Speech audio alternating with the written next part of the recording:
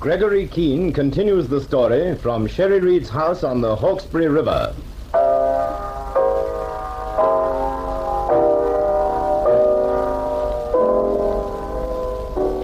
Not long ago, I thought I'd never see this house again.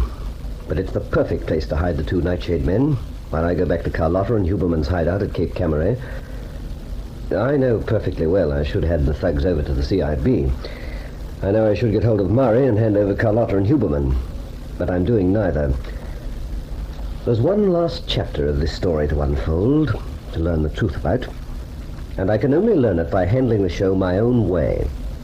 That's why I left Tom Cutts to guard the narrow road to the hideout, and why I came back to town with Sherry to get rid of Cortez and Werfel.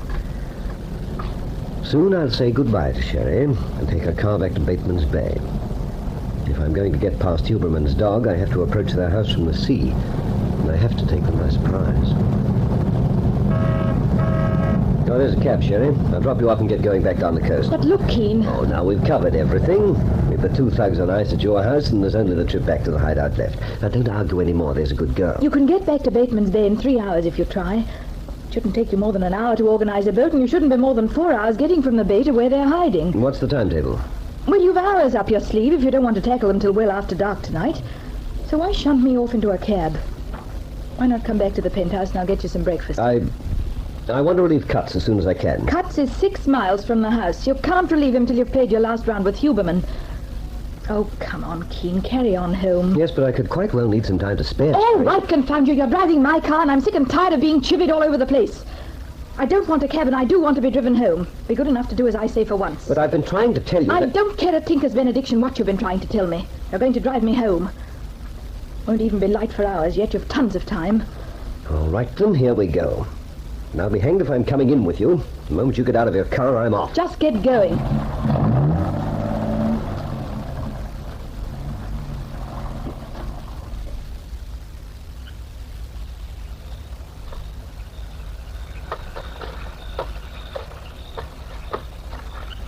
Get him, Carla, get him! Stand where you are. Hey, you what going on here? Get this dog away from me. Keep the smite arms tight and stay in the shadows. Who are you? What are you doing here? Get this dog away! Help! Carlo, get down! Who are you? Never you mind who I am, sir. Control your dog. Outrage, that's what it is. I intended to make a complaint. It's an outrage. Get back, music. I'm sorry about the dog, but I'd like to know who you are. My name's Moffat, sir. How do you account for yourself attacking people with a dog like that? The animal should be destroyed. My name is Phillips. This is my property coming right onto the highway. I've been troubled with a prowler the last few nights. An hour or two ago, the dog was restless, so we decided to... Chased me on Minnie round the bomb cutters. lately. Another jiffy and I'd have had to open up. First the dog, then my music. Here's where we don't hardly breathe. Not with music standing only 10 paces away. What with losing stock, I thought it was high time to investigate. Let me assure you, sir, I am no prowler, and neither have I any designs on your stock. I loathe sheep. I've never possessed a sheep in my life, and I never intend to own a sheep. Well, may I ask what you are doing here at 5 o'clock in the morning? You certainly may. Much against my will, I am driving to Melbourne along this road. 5 minutes ago, I lost a hubcap. The roads are a disgrace. I'm hunting for the hubcap now. If you care to look, there's my car 100 yards further along the road. Oh, I see. Well, please accept my apologies once again. The dog hurt you? Luckily for you, sir, no. But in another instant, I should have been torn to pieces. What is it, a wolf? It's merely an Alsatian. Rather larger than you commonly find. Look, I hope you'll overlook the incident. I have no intention of overlooking it. Oh, but why not? This sort of thing can happen, you know. Bad enough losing half one's car, having one's car fall to pieces through the state of the roads, without being attacked by hounds in the early morning.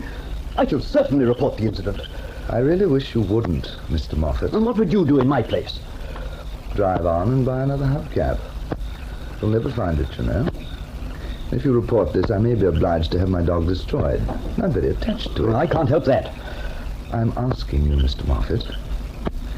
Oh, there's no harm in the dog, and you were trespassing on my property. I was not. Look, I'm attached to my dog, and I don't want to have to fuss about with an action for trespass. Why don't we shake hands, sir, and forget the Colonel Keller, Oh, well, of course, you to say an action for trespass. Look, it's coming on to rain. I think we're in for a downpour. I've offered you my apologies twice. Mr. Moffat wants it to be. Oh, well, perhaps I was hasty. Yes, and I should have kept better control of my dog. Goodbye, sir, and better luck the rest of the trip. Oh, well, all right. I think you're right about the rain. I'd better get back to my car. Goodbye. Get me on this road again over my dead body. Attacked by wild animals at my time of life. Let him get well away, Gusick. You'll never know how close he was to being a dead body just then. Let him get to his car. Watch him drive off. Oh, darn this rain. We still have to get back to the house. We'll be drenched. There he goes, Mr. Huberman. Yes, there he goes, Gusick. An elderly gentleman who's obviously nothing to do with us. And now the dawn. There's no sign of Cortez and Werfel. We'd better get going. Resign ourselves to the fact that we've no car. We have to rely on the boat. Yeah, that's right, mateys. Yes. Just go back to the house. Carlotta will be wondering where you got to. There's obviously no one about, but keep the Schmeiser handy. Can't be too careful. Much good the Schmeiser would have done you, woman. I was keeping a bead fair on Mike Cusick, and he only had to give one peep up into this tree. Good job I've got a raincoat on. This rain's gonna come down cats and dogs. When you're out of the way, I might even bring the car up a bit closer and wait for the Major in bed.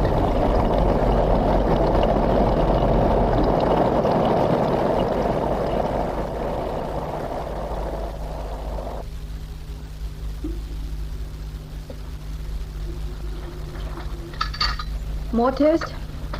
No, thanks, Sherry. More coffee? No, thanks, I'm bloated. Well, there you are, Keen.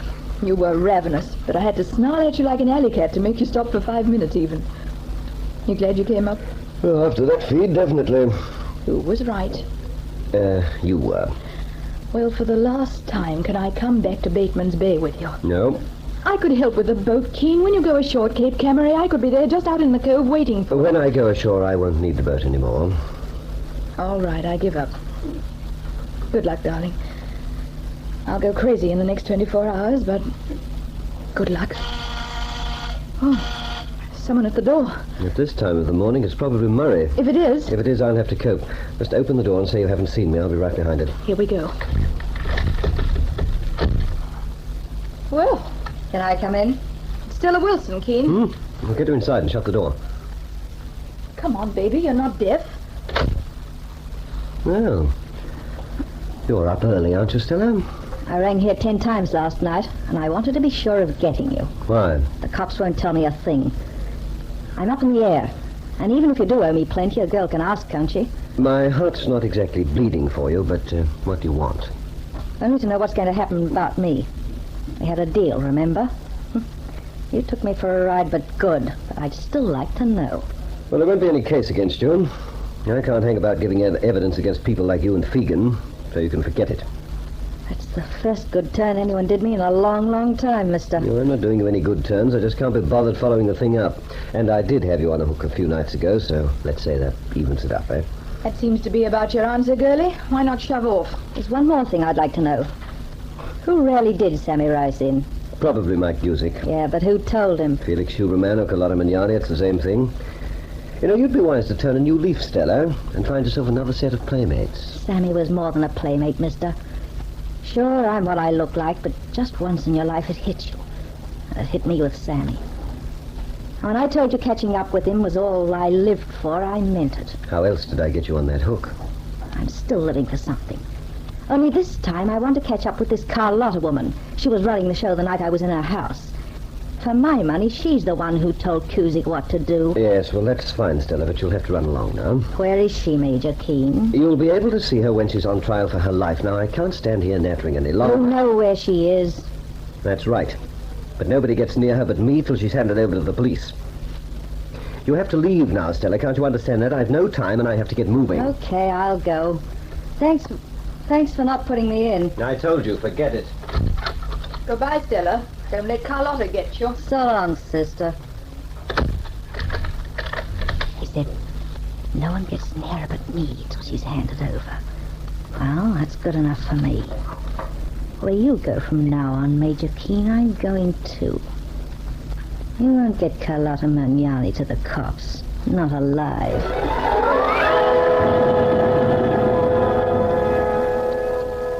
By the time I get back to Cape Camere, Huberman and Carlotta will have had nearly 20 hours to realize that their two thugs aren't going to return.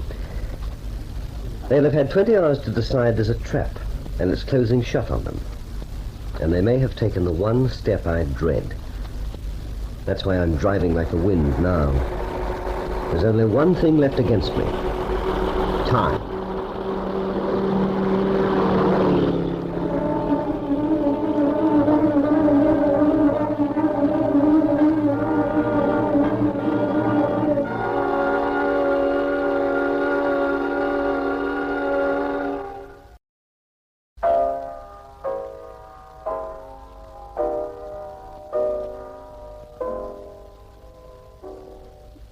Stella Wilson is close to Keene.